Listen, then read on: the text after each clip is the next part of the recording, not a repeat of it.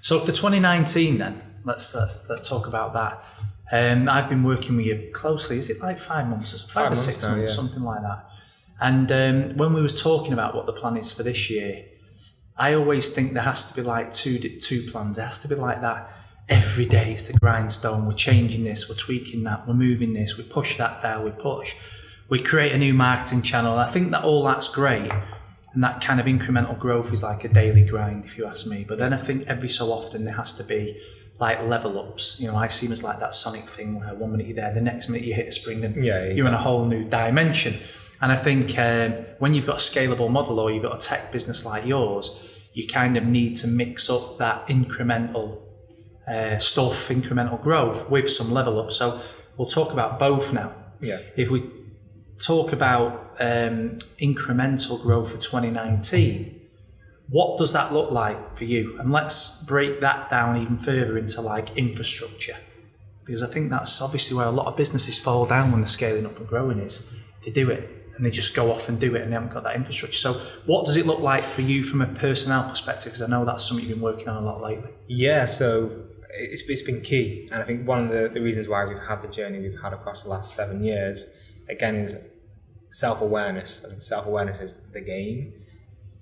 I was able to identify that those 3 qualities that I picked up from my dad, the work ethic, the chip on the shoulder, the camaraderie, and the experience of getting personal, accumulated in me building this dorm room team, and you've seen it, which meant that we've had to go through all the challenges and learn all the lessons that everyone needs to learn in business. And you dust yourself off and you go again. Yeah. And we've continually done that. And we're much stronger for it. And I think the results of getting to £3 million is a very important milestone for the business. Over 120,000 personalised character products would have been delivered in the last 12 months. Yeah. Fantastic achievements. But ultimately, I now need to start to counterbalance some of my biases. So that's why we brought you guys on board, is identified we need to start to bring in some of the experience. We need the dorm room team and we need the boardroom team. Yeah. It's not an or thing, it's both. And so looking ahead now, we want to make sure that the next quarter, let's start to build out that board. You've added a lot of value personally, and so has the team here. They've been fantastic. But now we need to look at those key hires. Who's going to help us in the licensing world? Have the authority. So we've got the audacity, but have the authority to go and have conversations with some of the biggest brands in the world, so that they can trust this company in Stockport Valley, as I call it, to take care of their business and ultimately open up their assets in a way they've never done before. If you work with any licensor, they're so protective over their assets, and rightfully so. That's what makes them money. It's their brand. And we're saying that's cool, but you've got to give us a level of creative control. We'll respect the artistic integrity of the brand, but to do what we do best, we need the ability to start to open this up. Sure. And you need the ability to really embrace your fans, whatever they look like. You need to make sure they can see themselves in your world. And that's what our technology does. And so by bringing somebody in who's got that authority, I think very quickly we can increase the momentum of those conversations, so we can break into the likes of Disney and that's at board level, isn't it? It is, right at the board level. Similarly in retail, so we've got someone earmarked for that, and I'm talking to them, and fingers crossed we can bring them in. Retail, exactly the same. We're talking to a chap who's built a £100 million retail business on the high street, and then he's gone and done it again in e-commerce. It's like, okay, he's done it twice. He clearly knows his markets. Whenever I've spoke to him, and I've had a good relationship with him over probably the last 6 or 7 years. In fact, when I had the chip on my shoulder, we turned down investment from him just because I didn't want to go through that process. I didn't want to go back into that world. So we're looking at hopefully bringing him in just to bring that retail experience to the business, to help us navigate through the next steps in our growth. And we're about to bring a tech partner on as well. So really proud of the platform and how we've been able to leverage AWS to protect that infrastructure. We've not had any server issues since 2011, and how we've been able to build a tech stack so that it now serves over 120,000 products, personalised end-to-end a year, but it also powers a personalised emoji app for Clarabella. and produces all the emojis you can use in your keyboard that are completely personalised. You've launched to an you. app, haven't you? Yeah, we launched that last year. It's had over 5,000 downloads, 0 marketing spend to get it there. It's contributing revenue. So it's a great dimension to our proposition, because it says when you create this character, yes, buying on a product, have it on your notebook and it's you on a great day, but also let's make this your digital avatar, your digital representation. And so if you're in your messages, you can literally just jump into your keyboard and use that character to represent all your emotions as you start to send messages to people across whatever service you use. So we see that as a future avenue for the business, because effectively, again, looking at the business, it's tech, that's what the stack is, and it's data. So we'll have all these avatars of our consumers, and we can leverage that so that as we become more digital based, at the moment everyone's already in the phones already, look around, I can see that, that's only going to become an increasing habit. And so we're going to need ways of being able to exist and be there.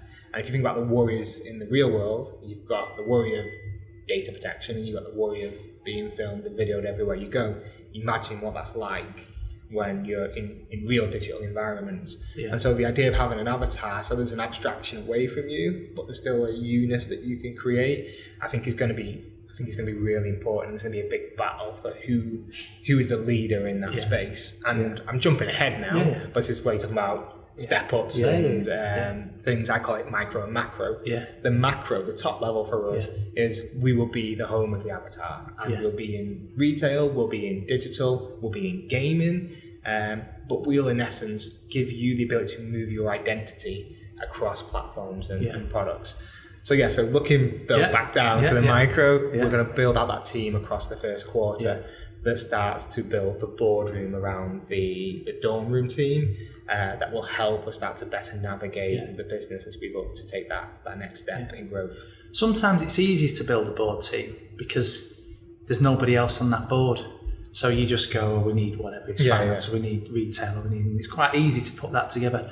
What's not as easy is to build a management team, because you've got people in that team, or you tend to already have an existing management team across all businesses, this one included, Sedulo included, not just yours. And then you have that I don't know, that moment where you think, is that person I've had with me maybe from day one, or certainly from early doors, who bought into that the dorm type scenario before. So talk to me about the challenges you're going through now in the management team, and also then what additions you think you might need to bolster that part up. I think that's one of the, most business owners will tell you that's the hardest thing, especially when they've been with you through the journey.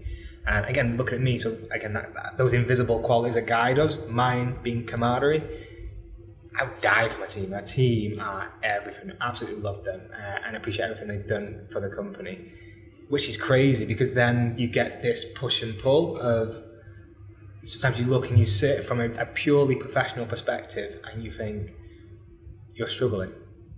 And that's no disrespect to talent. I think it's more about time. There's a time when, and if you built from a dorm room, this is definitely true. There's a time when we were 25 and we were hungry and we've got chips on our shoulders, and I've sold the guys a dream that we're going to become millionaires. I've just seen the business sell for millions.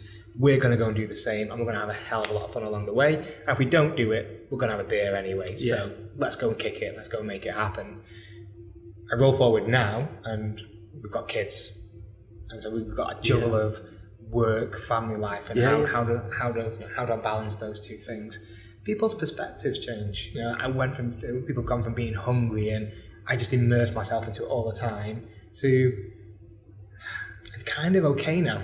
I've kind of found my level, and you're thinking, cool shit, but I need 5 more levels because I'm not happy with where we are, and this is where we need to go. So I think that's one of the hardest things when you look around that management team. And it's a myriad of things. It's the talent, the experience, the motivation, the moment in their lives. You might have just lost somebody. You might have lost a grandparent, a parent, a family member. There are so many different things that go on in people's lives that I think as an entrepreneur, when you are people-led, make it very difficult to react in the best interest of the business, because you end up trying to do this balancing act of looking after the two, and you invariably don't do either of them justice. So I really struggle with that, and I think it's helped across the last 12 months by bringing you guys in to help separate me from just constantly being with the management team, to start to have a board team.